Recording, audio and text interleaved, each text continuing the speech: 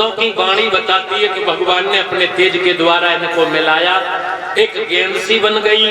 काफी युगों तक ये गेंद पानी पर तैरती रही। एक दिन छोटे छिद्र होकर के ये अंडा फट जाता है, तो इसमें से एक पुरुष प्रकट हुए जिन्हें नारायण अवतार जल से ले रहे हैं, तो इनका नारायण नाम, जिन्हें बाद में भगवान विष्णु कहा गया। बोलिए नारायण भगवान की, बोलिए भगवान विष्णु महाराज की। इन्हीं विष्णु की नाभ से कमल, कमल से ब्रह्मा। बाद में ब्रह्मा जब प्रकट होते हैं तो सोचने लगते मैं कौन हूँ, कहाँ हूँ, क्या हूँ। भगवान विष्णु समझा देते हैं। तो सन नामक वन में काफी तपस्या करने के बाद ये आते तो भगवान विष्णु से बोलते हैं कि हम सृष्टि की रचना करने में समर्थ नहीं है।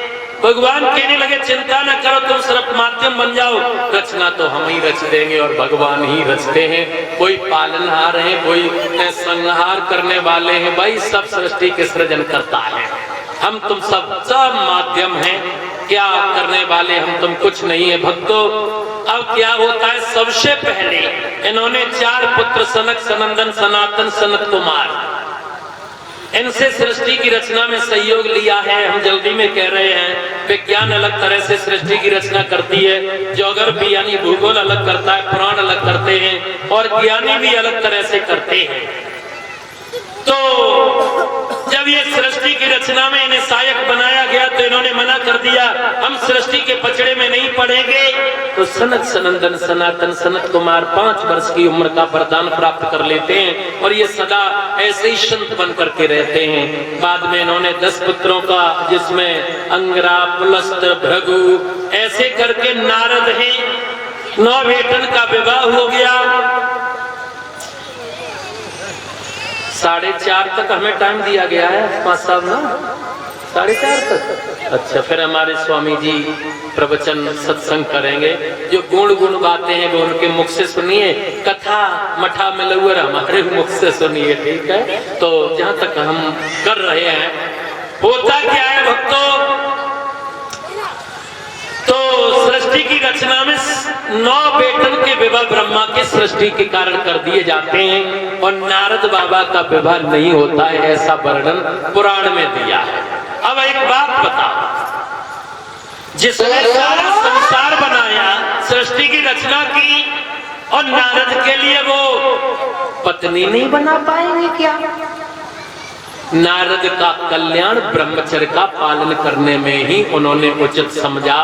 और ये रड़ुआगिरी की जो बात है ना पटेरिया जी, आज से ना है, यूं से चली आई है, सुनो कैसी।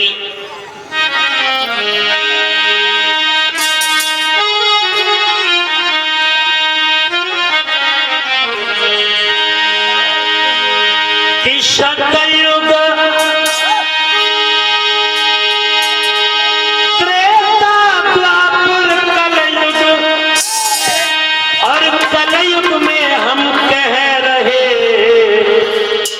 बड़े बड़े सूर वीर बलशाली और सुकुआरे रहे गए। अच्छा,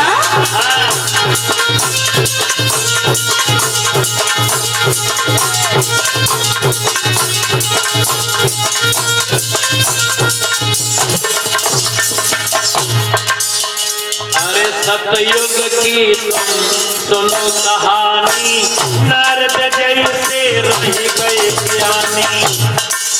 अच्छा, हाँ, सतयुग में नारद बाबा, जिन्होंने तपस्या करके काम पे विजय प्राप्त कर ली, और उनके विश्व मोहिनी का फिर रूप देखा भगवान ने। जब से सोचा घमंड ने हो गया, तो घमंड दूर करने के लिए विश्व मोहिनी का स्वयंवर रचाया गया।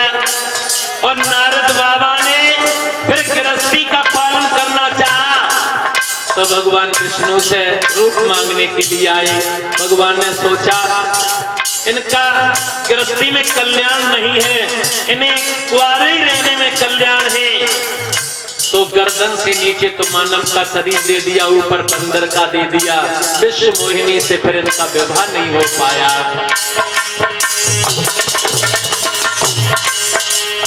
अरे सतयुग की तुम सुनो कहानी, नारद जैसे रह गए ज्ञानी।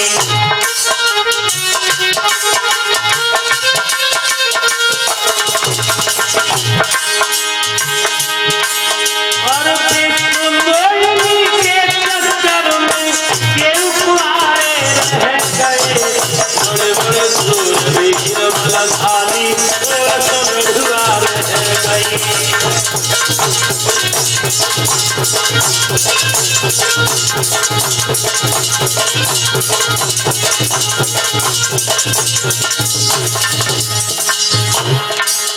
अरे त्रेता युग की सुनो कहानी, हनुमत जैसे रहे गए ज्ञानी।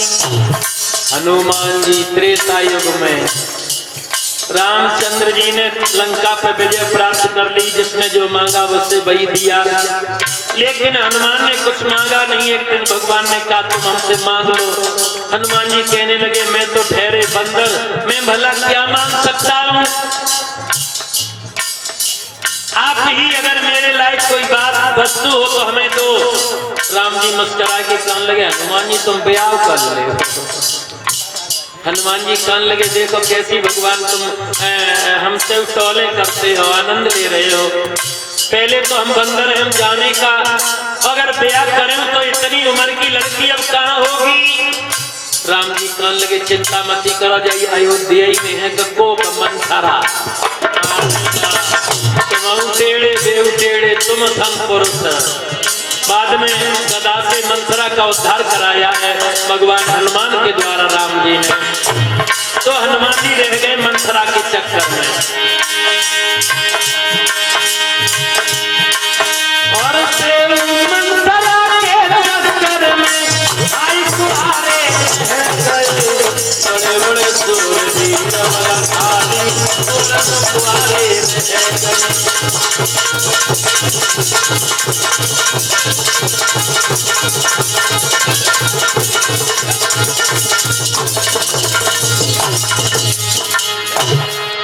अरे द्वापर युग की सुनो कहानी, भीष्म जैसे रहे गए ज्ञानी। द्वापर में भीष्म पितामह अपने पिता की शादी कराने के लिए भीष्म प्रतिज्ञा कर ली। ऐसे उनका नाम देवव्रत था। गंगदेव इसलिए कहते कि वो गंगा माँ के पुत्र थे। भीष्म प्रतिज्ञा के नाम उस मल्ला ने कह दिया हो सकता है अगर तुम हस्तिनापुर के राजा ना बनो, तुमसे होने वाली संतान बन जाए।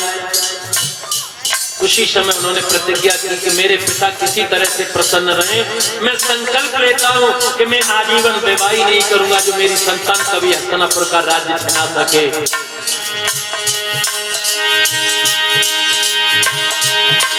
और सती आई तुम्हारे रह गए बड़े बड़े सूरवीर वाला थाली और